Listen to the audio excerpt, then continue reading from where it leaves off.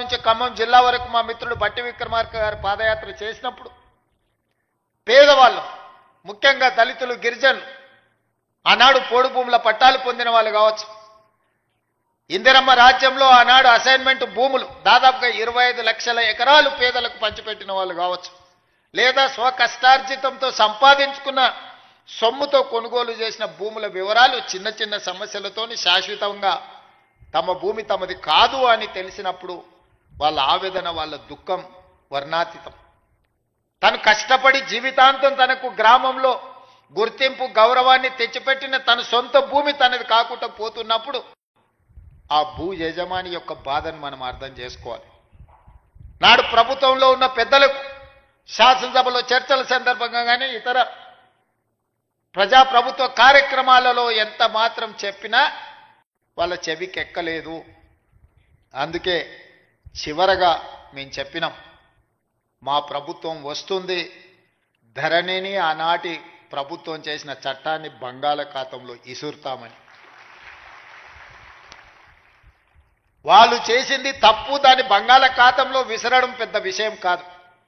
ఈనాడు మనం చేస్తున్న చట్టం పేదలకు చుట్టాలుగా ఉండాలి, పేదవాడి సమస్యని పరిష్కరించాలి, పేదవాడికి అనుకూలంగా సరళంగా ఉండాలి. దాన్ని అమలు చేసే రెవెన్యూ సిబ్బంది కూడా దీని పట్ల అవగాహన పెంపొందించుకొని దాన్ని అమలు చేయాలన్న ఆలోచనతోనే నిరంతరం కమిటీలను కోదండ రెడ్డి గారి నేతృత్వంలో రేమండ్ పీటర్ గారిని, సునీల్ని, చాలామంది సిబ్బందిని, అనుభవజ్ఞులను, ఐఏఎస్లను పెట్టి ఈ చట్టాలను వివిధ రాష్ట్రాలలో ఉన్న వాటిని కూడా పరిశీలించి ఆనాడు నిజాం పాలన నుంచి ప్రజాస్వామ్య ప్రభుత్వంలోకి వచ్చిన తర్వాత కూడా జరిగిన మార్పులు, చేర్పులను, చట్టాలను నిశితంగా పరిశీలించి వాటన్నిటిని కూడా ఒక అవగాహన కల్పించుకొని ఈరోజు నూతన ఆర్ఓఆర్ యాక్ట్ను ఈరోజు మనము తీసుకురావడం జరిగింది. ఈరోజు భూభారతి ఈ సమస్యలకు శాశ్వత పరిష్కారాన్ని చూపించాలన్న ఆలోచనతోటే ఈరోజు డాక్టర్ బాబాసాహెబ్ అంబేద్కర్ జయంతి సందర్భంగా మనం ప్రారంభించుకుంటున్నాం.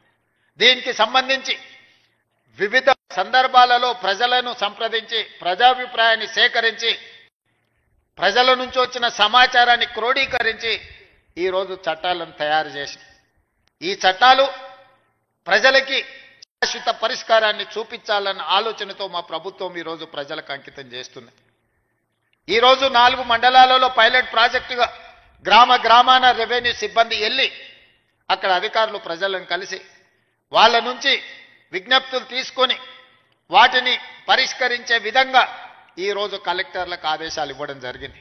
మొదటి విడతగా పైలట్ ప్రాజెక్ట్ కింద 4 మండలాలతో కార్యక్రమాన్ని చేపట్టి తద్వారా మనకు వచ్చిన ఫీడ్బ్యాక్ను తీసుకొని ప్రతి జిల్లాలో కలెక్టర్ ఒక్కొక్క మండలాన్ని మళ్ళీ ఆ తర్వాత తీసుకొని ఆ మండలాలలో కూడా ఈ కార్యక్రమాలను చేపట్టి ప్రజల నుంచి సమాచారం తీసుకున్న తర్వాత అన్ని మండలాలల్లో ఈరోజు కలెక్టర్లకు స్పష్టంగా ఆదేశాలు ఇచ్చిన ప్రతి మండలంలో రెవెన్యూ అవగాహన సదస్సులు పెట్టడమే కాకుండా ప్రతి గ్రామంలో రెవెన్యూ సదస్సులను నిర్వహించి రైతుల నుంచి సమస్యలను తెలుసుకొని విజ్ఞప్తులను తీసుకొని వాటిని శాశ్వతంగా పరిష్కరించి వివాదం లేని తెలంగాణగా, వివాదరహిత భూ విధానాన్ని తెలంగాణలో తీసుకురావాలన్న ఆలోచనతోని మా ప్రభుత్వం ఒక సంకల్పంతో ముందుకు వెళ్తుంది. ఇంత గొప్ప లక్ష్యాన్ని చేరాలి అనంటే చట్టాలు చేసిన మా ప్రజాప్రతినిధుల వల్లనే సాధ్యం కాదు. దీన్ని ప్రజలకు చేరవేసే ప్రతినిధులు మీరు. అందుకే మిమ్మల్ని అందరినీ ఈరోజు ఇక్కడికి రప్పించినాం. మా మిత్రులు శ్రీనివాసరెడ్డి గారు అన్నారు, ఖమ్మంలో పాలేరులో 1,00,000 మందితో బహిరంగ సభ పెట్టి భూభారతి చట్టాన్ని మనము ప్రజలకు అంకితం చేద్దామని. నేను వారికి సూచన చేసిన, సీనన్న 1,00,000 కాదు నువ్వు నువ్వు బట్టి గారు, తుమ్మల గారు అనుకుంటే 5-6 లక్షల మందితోనైనా ఖమ్మంలో సమావేశాన్ని ఏర్పాటు చేస్తారు. కానీ ఈ భూభారతిని అమలు చేసేది ఆ రైతులు, ఆ పేదవాళ్ళు కాదు. భూభారతిని అమలు చేసేది రెవెన్యూ సిబ్బంది. ఆ రెవెన్యూ సిబ్బందిని సమావేశానికి పిలువు. మన ప్రభుత్వ ప్రతినిధులు వాళ్ళే. ఇవాళ మా ప్రభుత్వానికి మంచి పేరు రావాలన్నా ఈ ప్రభుత్వం తెచ్చిన చట్టం పక్కాగా అమలు జరగాలి అంటే అది మీ ద్వారానే సాధ్యమవుతుంది. అందుకే మిమ్మల్ని ముఖ్య అతిథులుగా మీరందరూ మాతో పాటు అతిథులు. ఈ సమావేశంలో మీరు ప్రేక్షకులు కాదు, మీరు కూడా అతిథులే. ఈ చట్టాన్ని ప్రజల దగ్గరికి తీసుకెళ్లే బాధ్యత మీ భుజస్కంధాల మీద ఉంది. మా ప్రభుత్వం రెవెన్యూ సిబ్బందిని సంపూర్ణంగా విశ్వసిస్తుంది. మిమ్మల్ని దొంగలుగానో దోపిడీదారులుగానో అవినీతి పరులుగానో మేము చిత్రీకరించదలుచుకోలేదు. ఎవరైనా అట్లాంటి వ్యక్తులు ఎవరైనా ఉంటే వ్యక్తుల పట్ల కఠినంగా ఉంటుంది ప్రభుత్వం తప్ప ఈ మొత్తం వ్యవస్థ దోషులుగా నిలబెట్టే విధానానికి మీ ముఖ్యమంత్రి మీ సోదరుడు వ్యతిరేకమని చెప్పి నేను స్పష్టంగా చెప్తున్నా. ఎంతో మంది శంకర్ లాంటి ఐఏఎస్ ఆఫీసర్, మాధవరావు లాంటి ఐఏఎస్ ఆఫీసర్ ఎంతో మంది తమ జీవితాలను సర్వం దారబోసి చట్టాలను తయారు చేసి ప్రజలకు అంకితం ఇచ్చారు. రెవెన్యూ శాఖలో ఎన్నో లక్షలాది మంది ఈ 75 సంవత్సరాలలో పనిచేసిన వాళ్ళ కృషి వల్లనే రెవెన్యూ శాఖకు ఈ తెలంగాణ రాష్ట్రానికి ఒక గుర్తింపు వచ్చింది. మేం చేసే తప్పిదాలను కప్పిపుచ్చుకోవడానికి మిమ్మల్ని దోషులుగా నిలబెట్టే విధానానికి నేను వ్యతిరేకమని చెప్పి నేను స్పష్టంగా చెప్పదలుచుకున్నాను. జరగవచ్చు, అక్కడో ఇక్కడో తప్పు జరగవచ్చు. అన్ని వ్యవస్థలలో ఉన్నట్టు అన్ని సంస్థలలో ఉన్నట్టు రెవెన్యూ శాఖలో కూడా ఎవరైనా కొంతమంది ఉండొచ్చు. అంత మాత్రాన శాఖను మొత్తాన్ని దోషిగా నిలబెట్టి ప్రజల ముందు వాళ్ళను అవమానించే విధంగా మాట్లాడే విధానాన్ని నేను వ్యతిరేకిస్తున్నాను. ఆనాటి ముఖ్యమంత్రి మాట్లాడిన మాటలు మీరు చూసిండ్రు. శాసనసభలో ఏ విధంగా మాట్లాడిండో, శాసనసభ బయట రెవెన్యూ సిబ్బందిని రెవెన్యూ శాఖను ఏ రకంగా దూషించడం మీరు చూసిండ్రు. వాళ్ళు లేకుంటేనే వ్యవస్థ నడిచిందా, వాళ్ళు లేకుంటేనే ఎన్నికలు జరిగినాయా, వాళ్ళు లేకుంటేనే తెలంగాణ ఉద్యమం జరిగిందా, వాళ్ళు లేకుంటేనే తెలంగాణ రాష్ట్రాన్ని సాధించుకున్నామా? అన్ని సందర్భాలలో వాళ్ళు కావాలి, కానీ వాళ్ళు మాత్రం దోషులుగా సమాజం ముందు నిలబడాలా? ఇది ఎక్కడి విధానం? అందుకే ఈ విధానాన్ని, ఇలాంటి ఆలోచనలని, ఇలాంటి ఆలోచన చేసే వాళ్ళను సమాజానికి దూరంగా పెట్టాల్సిన బాధ్యత మన అందరి మీద ఉన్నది. ఈరోజు మంచి జరిగితే నాది, మేం చేసే దోపిడీ ప్రజలకు కనిపిస్తే అది రెవెన్యూ సిబ్బందిదని చెప్పే విధానానికి నేను వ్యతిరేకం. అందుకే ఈరోజు మిత్రులారా మిమ్మల్ని అందరినీ ఇక్కడికి పిలిచిన, నేను మీకు అందరికీ విజ్ఞప్తి చేస్తున్నా, మా కలెక్టర్లకు ఆదేశాలు ఇస్తున్నా. మీ ఆత్మగౌరవమే మా ఆత్మగౌరవం. మేము వేరు మీరు వేరు కాదు, మనందరం కలిస్తేనే రాష్ట్ర ప్రభుత్వం. మేము చట్టాలు ఇస్తాం, ఆ చట్టాలను మీరు అమలు చేస్తారు. ఈ రెండిట్లల్లో రెండు వేరు వేరు కాదు. ఒక మనిషికి 2 కళ్ళు ఎంత ముఖ్యమో తెలంగాణలో ఉన్న 69 లక్షల రైతులకు రాష్ట్ర ప్రభుత్వము రెవెన్యూ సిబ్బంది 2 కళ్ళ లాంటి వాళ్ళు. ఈ 2 కళ్ళు సరిగ్గా ఉన్నప్పుడే సమాజాన్ని మనం చూడగలుగుతాం, ఈ సమాజానికి మేలు చేయగలుగుతాం. అందుకే గ్రామాన వెళ్ళండి.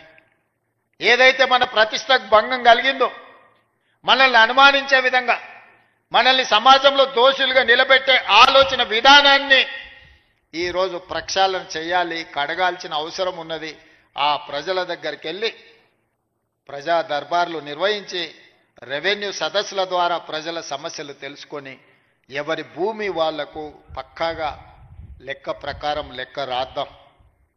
ఈరోజు కొత్త విధానాన్ని తీసుకొచ్చినాం. ఆధార్ కార్డు ప్రతి ఒక్కరికి గుర్తింపుగా ఈరోజు ఆధార్ కార్డు తీసుకొచ్చినాం. ఈరోజు భూమికి భూదారు తీసుకొస్తున్నాం. ఆధారు మనిషికి ఎట్లా గుర్తింపో భూమికి కూడా భూదారు నెంబర్ ఇచ్చి ప్రతి కమతానికి ఒక ప్రత్యేకమైన నెంబర్ ఇచ్చి ఆ భూమి యొక్క వివరాలన్నిటి కూడా అందులో పొందుపరిచే విధానాన్ని తెచ్చుకుందాం. ఇంత సాంకేతిక విప్లవం ఉన్నప్పుడు అదో పెద్ద సమస్యనా? ప్రతి భూమిని మెజర్మెంట్ చేసి సరిహద్దులు నిర్ణయించి ఇండ్ల ప్లాట్లకు చేస్తలేమా? ఇండ్ల ప్లాట్లకు సరిహద్దులు నిర్ణయించినప్పుడు భూమి కొలతలతో పక్కాగా రిజిస్ట్రేషన్ చేసుకోగలిగినప్పుడు వ్యవసాయ భూమిని కూడా పక్కాగా కొలిసి దానికి సరిహద్దులు నిర్ణయించడం పెద్ద సమస్యనా? మన రెవెన్యూ సిబ్బంది చేయలేరా ఈ పని? దీన్ని మనకు అసాధ్యమా? తెలంగాణ రాష్ట్రం సాధించిన రెవెన్యూ సిబ్బందికి భూమి హద్దులు నిర్ణయించేది తెలంగాణ రాష్ట్ర హద్దులే నిర్ణయించగలిగిన రెవెన్యూ శాఖ సిబ్బంది భూమి యొక్క హద్దుల్ని నిర్ణయించడంలో పెద్ద సమస్య ఏముంటుందని నేను అడుగుతున్నా. అందుకే రాబోయే రోజుల్లో ప్రతి భూమిని పక్కాగా కొలతలేసి హద్దులు నిర్ణయించి దానికి సంబంధించిన రిజిస్ట్రేషన్ డాక్యుమెంట్ చేసి భవిష్యత్తులో ఎలాంటి సమస్యలకు తావు లేకుండా, ఎలాంటి వివాదాలకు చోటు లేకుండా మన చట్టాన్ని బలోపేతం చేసుకుందాం. కొంతమంది వ్యక్తులు దురుద్దేశంతో ఈ రెవెన్యూ శాఖ మీద సృష్టించిన అపోహలను తొలగించుకునే బాధ్యత మన అందరి మీద ఉన్నది. మీలో ఒకటిగా నేను మాటిస్తున్నా, మనం ఏ తప్పు చేయొద్దు, చట్టాలను పకడ్బందీగా అమలు చేద్దాం. చట్టాలు చేయడమే కాదు, అమలు చేసే విధానంలోనే అసలు ఫలితాలు ఉన్నాయి. తప్పకుండా నాకు సంపూర్ణమైన విశ్వాసం కలిగింది. ఇక్కడున్న సిబ్బందే కాదు, దాదాపుగా రైతు వేదికలలో కొన్ని వేలాది లక్షలాది మంది రైతులు చూస్తున్నారు గ్రామాలల్లో. మళ్ళీ మనం ఏ గ్రామానికి వెళ్ళినా మనకు వాళ్ళు ఇంత భోజనం పెట్టి ఆ ఊరిలో ఉండే సమస్య చెప్పుకునే విధంగా మనల్ని రెవెన్యూ సిబ్బందిని రైతు బాంధవులు వచ్చిండ్రు మా సమస్యను పరిష్కరిస్తానని మనల్ని గౌరవించే విధంగా ఈరోజు మనం చర్యలు చేపట్టాలని, ఇంత ఆలస్యమైన ఇంత ఎదురు చూసి ఈ చట్టాన్ని ఈరోజు మీరు తీసుకెళ్తున్నారు. ఈ సందేశాన్ని గ్రామాలకు తీసుకెళ్ళండి. నేను కలెక్టర్లకు కూడా స్పష్టమైన ఆదేశాలు ఇస్తున్న, ప్రతి మండలంలో మీరు పర్యటించవలసిందే. రెవెన్యూ సిబ్బందిని వాళ్ళ సహకారాన్ని తీసుకోవాల్సిందే. వాళ్ళందరూ కూడా గ్రామీణ స్థాయిలో క్షేత్ర స్థాయిలో అనుభవం ఉన్నవాళ్ళు, అవగాహన ఉన్నవాళ్ళు, వాళ్ళందరితో కూడా సహకారం తీసుకొని ఈ చట్టాన్ని అమలు చేయవలసిందిగా కోరుకుంటూ మీ అందరి దగ్గర సెలవు తీసుకుంటున్న. ధన్యవాదాలు మిత్రులారా.